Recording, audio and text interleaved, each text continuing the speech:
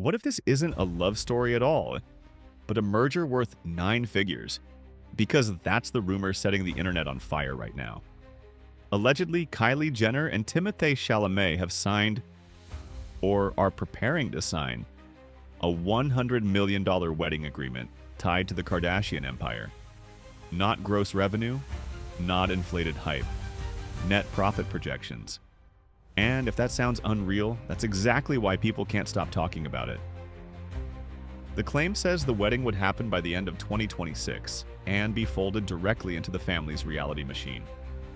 A televised event big enough to spike ratings, dominate headlines, and reset the narrative around the brand. And at the center of it all, Kris Jenner, reportedly orchestrating everything behind the scenes like a master chess player. But before the wedding rumors exploded, something else shifted the energy. And it didn't come from Kris, it came from Timothée. It was supposed to be sweet, thoughtful, romantic. For his birthday, Kylie arranged a private screening of Interstellar, the film he starred in and openly adores. He said he's watched it over 20 times. He saw it over and over in theaters when it first came out. It's one of the projects he speaks about with real pride. So renting out a private theater, that's not random, that's intentional. But during a recent interview, he admitted he was grumpy on the drive there. 30 minutes outside of LA traffic on his birthday, not knowing where she was taking him. He said he apologized later.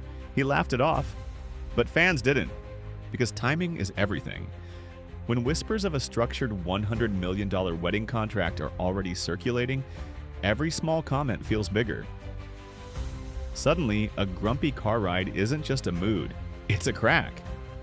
People started asking, if this relationship is so perfect, why does that moment feel slightly off? Some viewers brushed it aside. LA traffic is brutal. Anyone can be cranky. Others weren't so forgiving. When your billionaire girlfriend rents out a private IMAX screening of a film you love, is the commute really the problem? And that's when the wedding rumor hit like gasoline on a spark. A viral post on X claimed that Kylie and Timothée secretly agreed to a $100 million marriage pact, strategically planned to deliver one of the most watched wedding events in reality TV history. The post alleged that the figure represented projected profit tied to a televised special, sponsorships, licensing, streaming deals, cosmetics tie-ins. It wouldn't just be a ceremony, it would be an event. The rumor even suggests Timothée could receive a percentage of earnings and potentially align with Kylie Cosmetics as part of the broader rollout. And that's where the internet split in half. Because Timothée Chalamet isn't just another celebrity boyfriend, he's an awards season heavyweight. His recent projects have pushed him from indie darling to full-blown mainstream prestige figure. He's everywhere, like red carpets, interviews, major campaigns. His name carries weight in Hollywood circles that traditionally look down on reality television empires.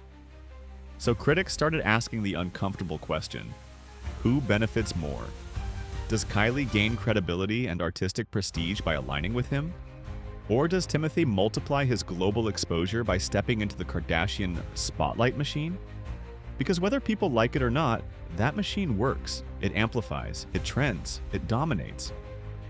We've seen it before with coordinated appearances, viral outfit moments, perfectly timed public sightings.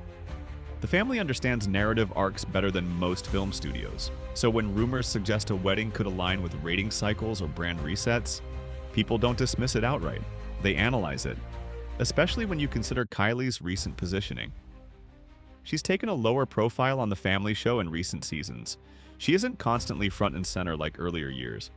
Some fans even argue Kylie Cosmetics doesn't dominate the cultural conversation the way it once did during peak beauty influencer hype. Markets shift. Competition rises. Luxury overhead doesn't shrink.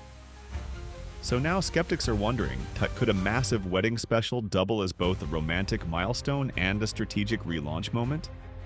And if it did happen, what would it look like? A quiet, intimate ceremony? Or a red carpet spectacle that feels more like a Hollywood premiere than a wedding? Cameras flashing? Celebrity arrivals? Interviews on the carpet? Vows turned into content? Because the second that happens, the PR relationship narrative gets louder. But the rumors didn't stop at marriage. Insiders have reportedly claimed Kylie wants another child, that she misses the baby phase now that her older children are growing more independent, that Timothée is amazing with kids and would make an incredible father. Some even suggest that a baby announcement wouldn't shock those close to them. Now things feel heavier. Because a child isn't content, it's permanent, it raises the stakes beyond ratings and headlines. And that's when people started looking back at Timothée's interviews with a sharper lens. There was a time not long ago when he wouldn't even say Kylie's name directly in press conversations. He danced around it, deflected, kept the relationship separate from his artistic persona. Now he's answering directly, confidently. Yes, when asked if he has a girlfriend, that shift is noticeable. We've also seen them more casually, like grabbing pizza in Brentwood, low-key, no heavy production vibe. Just two people hanging out, kissing, relaxed. Some fans say Kylie looks lighter around him, less controlled, more natural. Public opinion is slowly softening, but the power dynamic question lingers in the background. Because Kris Jenner's reputation doesn't help the speculation. She's widely viewed as the architect of one of the most profitable celebrity empires in modern culture. Every narrative turn, every brand tie-in, every strategic appearance, people assume it's calculated. So when Timothée's awards buzz heats up at the same time wedding rumors surface, it feeds the theory machine. Even wild speculation has surfaced suggesting networking power might be amplifying his campaign momentum. There's no proof of that, but the chatter itself shows how intense the scrutiny has become. In Hollywood, alignment is rarely accidental. And yet, there's another angle people don't talk about enough. What if it's both? What if they genuinely like each other and understand the leverage that comes with their union? Love and strategy aren't mutually exclusive. High-profile couples have always blended emotion with optics. In their world, privacy is currency. Visibility is capital. Maybe Timothée believes he can step into the Kardashian orbit without losing control. Maybe Kylie sees him as more than prestige alignment. Maybe they're navigating something real inside an environment that monetizes everything. Or maybe the contract rumor is just that. A rumor that spiraled because it fits too perfectly into the narrative people expect. Still, if an engagement announcement drops this year, the $100 million whispers will resurface instantly. If a baby announcement comes first, the speculation multiplies. If a wedding airs on television, critics will say it confirms everything. If it stays private, people will claim it was filmed quietly and held for a later release. There's no clean move here. And that's what makes this so fascinating. Because at the center of it all is one uncomfortable question. Are we watching a romance unfold? Or a business expansion? Maybe it's naive to think those two things can't overlap. Maybe it's cynical to assume everything is a deal memo. But in a world where billion-dollar brands are built on personal milestones, every birthday surprise, every interview comment, every red carpet appearance becomes part of a bigger picture. And that's why a simple story about being grumpy in traffic turned into something much bigger. Not because of the car ride, but because in this relationship, nothing feels small. So what do you think? If a $100 million wedding special actually happens, does that prove it was always strategy?